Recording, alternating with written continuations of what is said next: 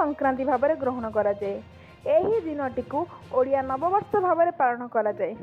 ବର୍ଷା ଆରମ୍ଭ ହେଉଥିବାରୁ ଓଡ଼ିଆ ପରିବାରରେ ଅଧିଷ୍ଠାତ୍ରୀ ମା ଶାରଳା ଦେବୀଙ୍କ ପୀଠରେ ସ୍ୱତନ୍ତ୍ର ପୂଜା, ହୋମ, ଭୋଗ ଆଦି କରାଯାଇଥାଏ।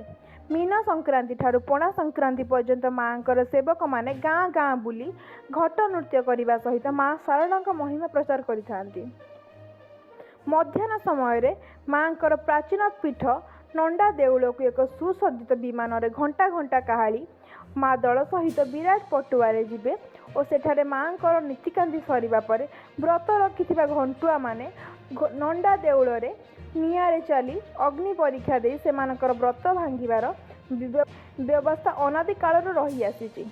ପଣା ସଂକ୍ରାନ୍ତି ଉପଲକ୍ଷେ ତିର୍ତ୍ତୋଲ ଅଞ୍ଚଳର ବିଭିନ୍ନ ସ୍ୱେଚ୍ଛାସେବୀ ସଂଗଠନ ତରଫରୁ ଦହିପଣା, ଫଳପଣା, ତରଭୁଜ ଆଦି ବଣ୍ଟନ କରାଯାଇଥିଲା।